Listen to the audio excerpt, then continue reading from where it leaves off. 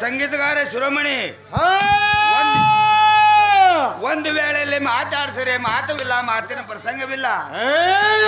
ಇವರು ದಾರ ಹಾರೋ ದಾರವಿಲ್ಲ, ನಮಗೆ ಗುರುತು ಹತ್ತವಲ್ದು. ನೀವೇ ವಿಚಾರ ಮಾಡ್ರಿ. ಸಂಗೀತಗಾರ ಶಿರೋಮಣಿ ಅವರಾದರ ದೊಡ್ಡ ದೇವರಂತೆ ಕಾಣಬಹುದು. ಇನ್ನೊಂದು ಬಿರುದಾಗಿ ಮಾತಾಡಿದ್ರೆ ಹೇಗಿದೆ? ಕೋಗಿಲಿಗೆ ಕೂಗುವುದೇ ಚಂದ, ನದಿಗೆ ಹರಿಯುವುದೇ ಚಂದ, ಗಗನಕ್ಕೆ ಚಂದ್ರನೇ ಚಂದ. ಚಡವಳ ಗ್ರಾಮದವರಿಗೆ ಐರಾವಣ ಮೈರಾವಣ ಆಟ ಮಾಡುವುದೇ ಚಂದ. ನಮ್ಮ ಕೇಗಾವ ಗ್ರಾಮದವರಿಗೆ ನೋಡುವುದೇ ಚಂದ. ನೆರೆದ ಜನರಿಗೆ ಪರಿಪರಿಯಿಂದ ಮಾತನಾಡಿಸುವಂತ ಸಾರಥಿಯೇ ಚಂದ. ಆದರೆ ದೊಡ್ಡ ಸಾರಥಿ ಸಾರಥಿಯನ್ನು ಆದ್ರೆ ತಾವದಾರು ರಾಜ ರವಿಕೋಟಿ ತೇಜ.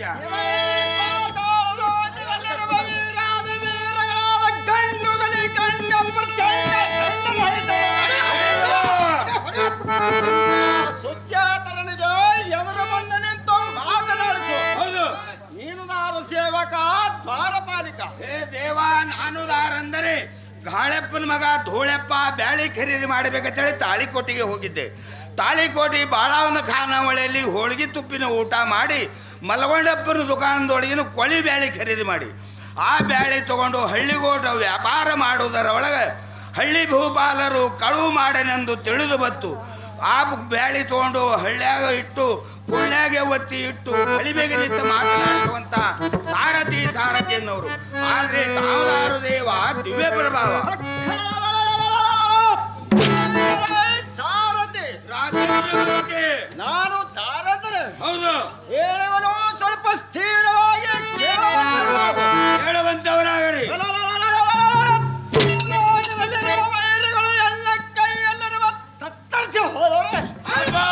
ಈ ಭೂಮಿಯ ಮೇಲೆ ಬಿದ್ದು ಹರಡಾಡುವರು.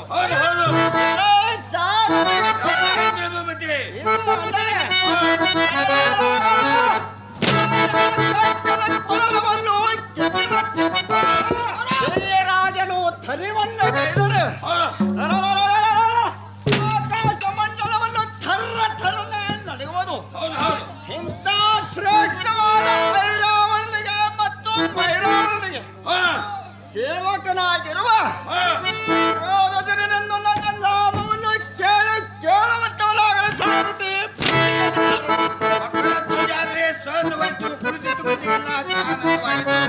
ತಮ್ಮರಿವ ಮೇಲೆ ಮಂದಿರವನ್ನು ಬಿಟ್ಟು ನರ್ದರ್ಬಾ ಸಭಾ ಮಂದಿರಕ್ಕೆ ಬಂದ ಕಾರಣ ಏನ್ರಿ ಬುದ್ಧಿ? ಸಾರಥಿ ರಾಜೇಂದ್ರ ಮಂದಿರವನ್ನು ಬಿಟ್ಟು ಕುಳಿತಿರುವ ಸಭಾ ಮಂದಿರಕ್ಕೆ ಬಂದ ಕಾರಣ ಸಾರಥಿ ರಾಜೇಂದ್ರ ಐರಾವಣನು ಮತ್ತು ಭೈರವಣನು ಧರಿಸಿದ ಕಾರಣಕ್ಕೆ ಪರಿಣಾಯಿತ ಸಾರಥಿ ಬಂದ್ರೆ ಸಹಜವಾಯ್ತು. ಮುಂದೆ ನಮಗೆ ಆಜ್ಞೆ ನಿರ್ವಹಣೆ ಬುದ್ಧಿ. ಸಾರಥಿ ನಮ್ಮ ರಾಜನಾದ ಐರಾವಣನಿಗೆ ಮತ್ತು ಭೈರವಣನಿಗೆ ಬೇಗನೆ ಕರೆಸುವಂತವರಾಗಲು ಸಾರಥಿ. ಎಡಭಾಗದಲ್ಲಿ ಇದ್ರು ನೋಡರಿ, ಮಾತಾಡಿಕೊಳ್ಳರಿ. ನಮೋ ನಮ ರಾಜ ರವಿಕೋಟಿ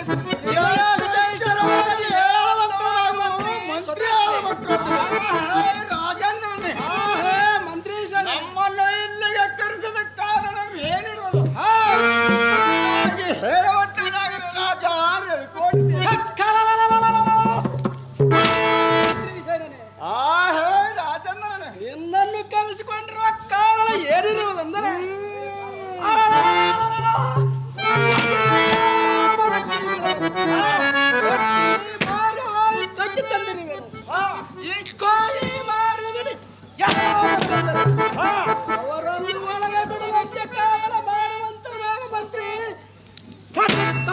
ಮಾಡುವಂತೆ.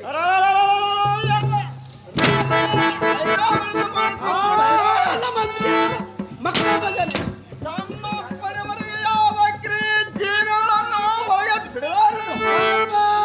ಅವು ಎತ್ತರದಿಂದ ಕಾಯುವನು. ನೀವು ಇನ್ನ ಮೇಲೆ ಈ ಭೂಮಿಯ ಮೇಲೆ ಭಯವನ್ನು ಬಿಟ್ಟು ಹೋಗುವಂತವನಾಗಿರು ರಾಜ. ಜಾಗೃತ ಕಾಲ ಮಾಡುವಂತ ಮಂತ್ರಿ ಸರ್ಕಾರ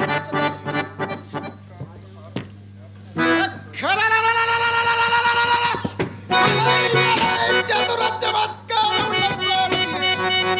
ನೀನು ಯಾತಕ್ಕೆ ಸುಮ್ಮನಾಗಿಲ್ಲ? ಇಕ್ಕೋ ಬೈಕಾವತಿ ಪಟ್ಟಣವನ್ನು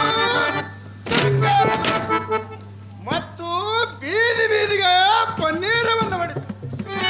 ಅಲ್ಲಲ್ಲಿ ಮುತ್ತಿನ ತೋರಣವನ್ನು ಕಟ್ಟಿಸು. ಎಲ ಸಾರಥಿ ಜಾಗ್ರತೆಯಿಂದ ಅಪ್ಸರೆಯನ್ನು ಕರೆಸುವಂತವನ. ಎಲ ಸಾರಥಿ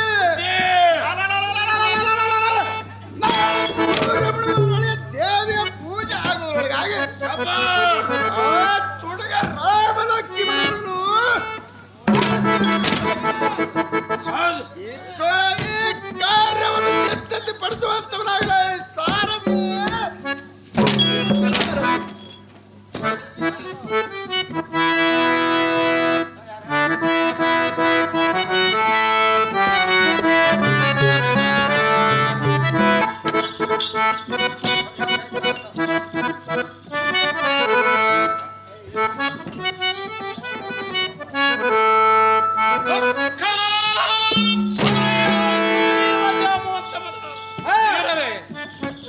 ಹೇಳಿರಿ ಸೂರ್ಯೋದಯವಾಯಿತು ಹೇಳಿರಿ. ಎಲ್ಲ ಗುರುಗಳಾದ ಶ್ರೀರಾಮ ಲಕ್ಷ್ಮಣರನ್ನು ಕರೆದುಕೊಂಡು ಬನ್ನಿರಿ. ಹೇ ಎಲ್ಲ ಶ್ರೀರಾಮ ಲಕ್ಷ್ಮಣಾದ ಗುರುಗಳೇ, ಸೂರ್ಯೋದಯವಾಯಿತು ಹೇಳಿರಿ.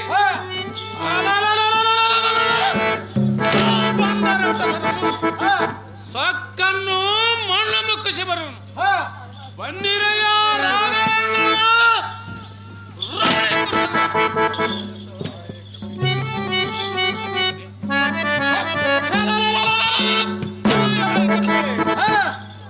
ರಾಮ ಲಕ್ಷ್ಮಣರು ಎಲ್ಲಿರುವರು? ಗುರುಗಳು ಕಾಣುವುದಿಲ್ಲ. ಎಲೈ ವನರೇ ಘಾತವಾಯಿತು. ಎನ್ನ ಗುರುಗಳಾದ ಶ್ರೀರಾಮ ಲಕ್ಷ್ಮಣರು ಆ ಬಂಡರ ಕಸರು ಕದ್ದುವಂತೆ ತೋರುತ್ತದೆ. ಶಿವ ಶಿವ ರಾಘವೇಂದ್ರ ಏನು ಮಾಡಲಿ? ರಾಮ ಲಕ್ಷ್ಮಣರು ಹೋದ ಮೇಲೆ ಈ ಜೀವನ ಇದ್ದು ಫಲವೇನು? ಎಲೈ ಕಪಿಗಳೇ, ಅಯ್ಯೋ ಶಿವ ಶಿವ ಜಗದ ಕರ್ತ ಪಂಚಮುಖದ ಪರಮೇಶ್ವರ, ಘಾತ ಮಾಡಿದೆಯಾ? ಕತ್ತಲಿ ಮನೆಯಲ್ಲಿ ಕುತ್ತಿಗೆ ಎಸಗದಂತೆವಾಯಿತು. ರಾಘವೇಂದ್ರ ಹುಳಿ ಕುರ್ಚಂದ್ರ,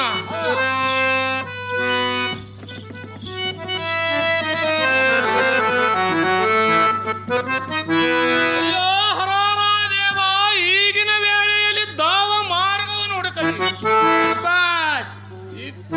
ಈ ಗುದ್ದಿನಿಂದ ಅವರನ್ನು ಕದ್ದು ಒಯ್ದಂತೆ ತೋರುತ್ತದೆ. ಅಯ್ಯೋ ಶ್ರೀಹರಿ ಏನು ಮಾಡಲಿ? ಬುದ್ಧಿ ಹರಿಯದನಾಗಿ ನಾನು ಎದ್ದ ಹೋಗಲೇನು? ಅಯ್ಯೋ ರಾಘವೇಂದ್ರ, ನಿಮ್ಮನ್ನು ಕ್ಷಣ ಮಾತ್ರ ಬಿಟ್ಟು ನಾನು ಇರಲಾರೇನು.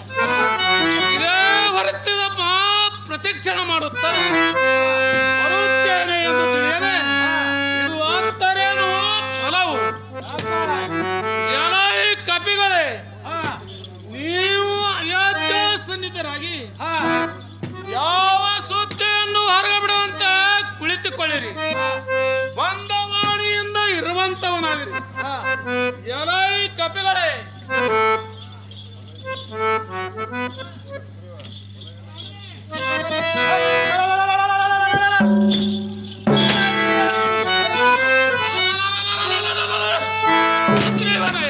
ನಿಮ್ಮ ಸಂಗತಿ ನಾನು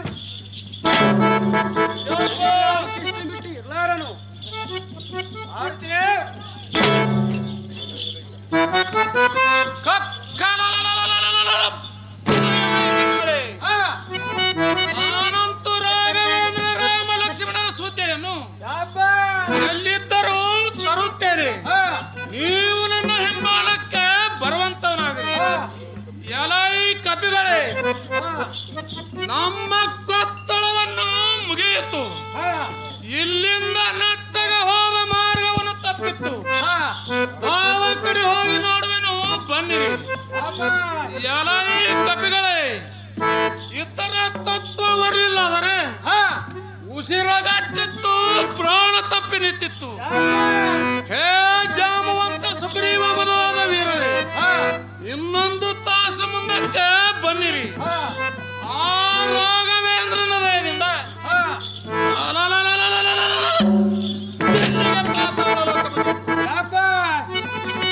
ಇಲ್ಲಿ ಒಂದು ಸಣ್ಣ ಊರವನ್ನು ಹತ್ತಿತ್ತು. ಮಾತಾಡಬೇಕವನು ಬಂದಿತ್ತು. ಎಲೈ ಸುಗ್ರೀವ ಜಾಮವಂತರೇ, ಶಾಸನವನ್ನು ಬಿಡಿರಿ. ಗುದ್ದ ಹಾರಿ ಹೊಡೆದ ಮದ್ದಿನ ಸಪ್ಪಳದಂತೆ ಮಾಡುತ್ತೀನಿ ನೋಡುವಂತೆ.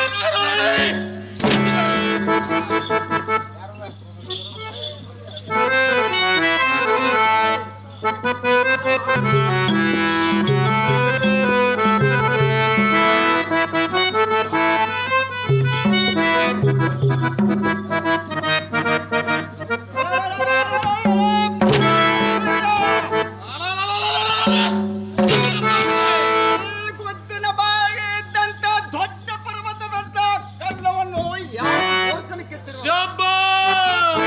ಬಲರೆ ಎಷ್ಟೋ ಮಂದಿಯ ಪ್ರಾಣವನ್ನು ನಷ್ಟವಾಯಿತು.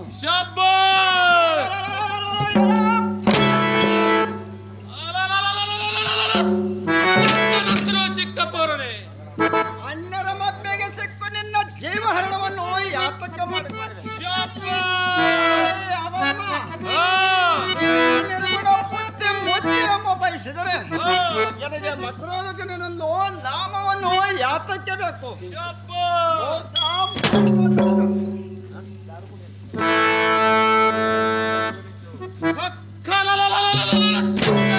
ಚಿಕ್ಕಪ್ಪರೇ, ಕಂಡ ಕಂಡಂಗೆ ಯಾತಕ್ಕೆ ಮಗಳಿಸಿಯ? ಪುಂಡ ಪ್ರಚಂಡ ವೀರ ಬಹದ್ದೂರನ ಮುಂದ ನಿನ್ನ ರುಂಡವನ್ನು ಹಾರಿಸಿ ಬಿಡುವನು. ತಡಮಾಡದ ಬೆದ್ದಕ್ಕೆ ನಿಲ್ಲುವಂತವನಾಗಲಿ.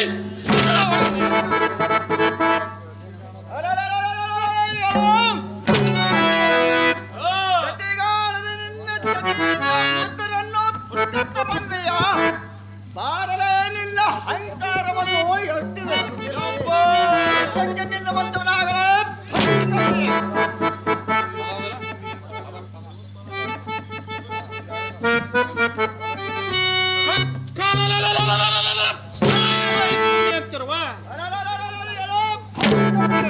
ಒಳಹಮ್ಮೆ ತರುಣಿನಿಂದ ಹಮ್ಮೆದ ನಿನ್ನ ಕೂಡ ಹರಣವನ್ನು ಹರಿದುಕೊಳ್ಳಬೇಡ. ಮೂಢತನದಿಂದ ಮಾತುಗಳನ್ನು ಯಾಕೆ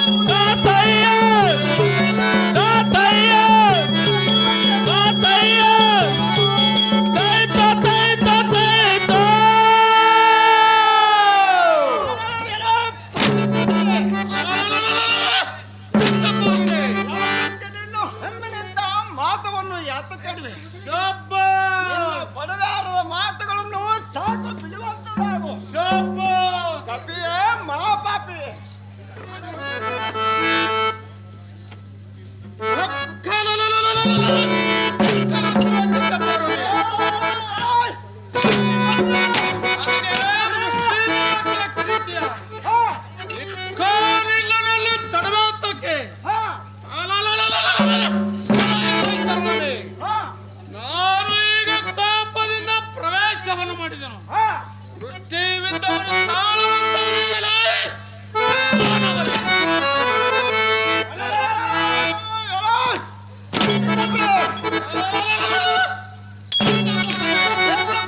ಮುಷ್ಟಿವಿದ್ದಕ್ಕೆ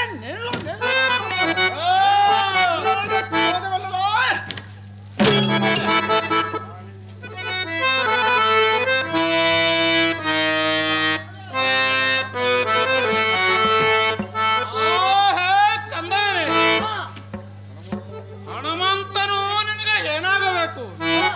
ಅವನು ತಂದೆಯನ್ನು ಹೇಗಾಗಬೇಕು? ಅವನು ಎಲ್ಲ ಮುಂದೆ ನಿಜ ಸಂಗೀತವನ್ನು ತಿಳಿಸುವಂತವನಾಗಿ ಕಂದ.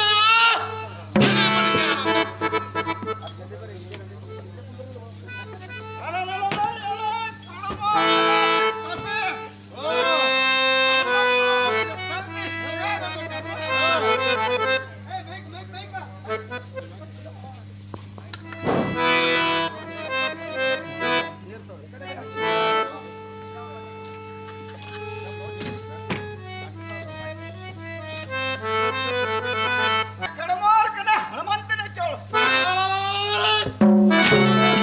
ಹನುಮಂತನು ನನಗೆ ತಂದೆ ಹೇಗಾಗಬೇಕಂದ್ರೆ ನನ್ನ ತಾಯಿಯು ಮಸಳು ಲಂಕಾದೇವನ ಆದ ನಂತರ ಸಮುದ್ರದಲ್ಲಿ ನನ್ನ ತಂದೆಯು ಉಳಿದನ್ನು ನಂಗೆ ನನ್ನ ತಾಯಿಯು ಗರ್ಭಿಣಿಯಾದಳು. ಅದನ್ನು ನೀನು ಕೇಳಿ ಮಾಡುವೆನು. ಸಂಕಟ ಸಮಯದಲ್ಲಿ ಈಗ ನನ್ನ ತಂದೆಯಲ್ಲಿ ಇದ್ದಿದ್ದರೆ ಈ ಕುತ್ತವನ್ನು ನಿನಗೆ ಸೇರಿಸುತ್ತದೆ. ಕಪಿಯೇ ಮಹಾಪಾಪಿ.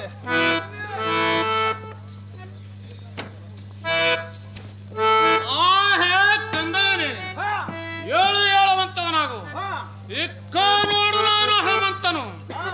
ಆ ಶ್ರೀರಾಮಚಂದ್ರನ ಭಕ್ತನು. ಸಿಟ್ಟ ತಾಳದೆ ಮರಳುತನದಿಂದ ಕೂಡ ಮೃಷ್ಟಿ ವಿದ್ಯವನ್ನು ಮಾಡಿದರೆ ಕೂಸ ರಾಜವಂಶ. ಆಹೇ ಎನ್ನ ಜನಕನಾದ ಹನುಮಂತನ ಕೇಳು.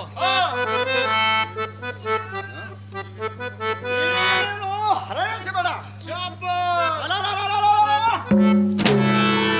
ರಾಮ ಲಕ್ಷ್ಮಣರಿಗೆ ಭಂಡರು ಮೈಕಾವತಿಗೆ ಬಂದಿರುವರು. ದಿವಸ ಮುಂಜಾನೆ ಅವಧಿಯನ್ನು ನೀಡಿರುವರಂತೆ. ಆಹೇ ಜನಕನಾದ ತಾತನೇ, ಮಗನಾದ ಮಕರದಿದ್ರೆ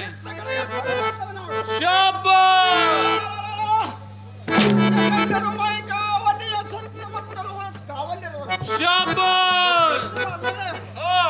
ಆಹೇ ಜನಕನಾದ ತಾತ ಮಗನಾದ ಮಕರದಿದ್ರೆ ಬರುವಂತವನಾಗು.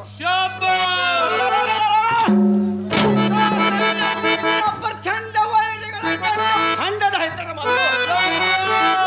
ಕಾಳಕಾದೇವಿ ಗುಡಿ ಸುತ್ತಮುತ್ತಲು ಕಾವಲಿರುವರು. ನೀನು ಬಹು ಎಚ್ಚರದಿಂದ ಹೋಗಿ ಬರುವಂತವನಾಗದ ಲೋಕ್ಯ. ತಂದೆಯೇ ಏಳು ಏಳುವಂತವನಾಗು. ನಾನು ಈಗ ಹೋಗಿ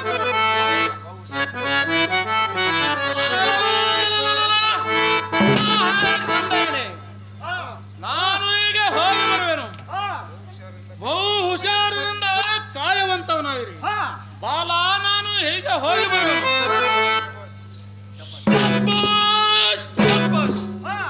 ಮೈಕಾವತಿಯ ಪಟ್ಟಣವನ್ನು ಇದೇ ಇದ್ದಂತೆ ಕಾಣುತ್ತದೆ.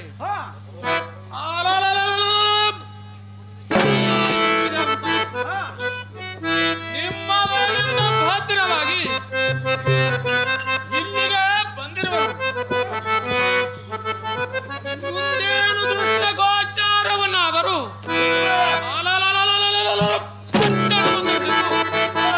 ಉಂಡೆ ಒಳಗೆ ಕಟ್ಟಿ ಒಯ್ಯುತ್ತೇನೆ.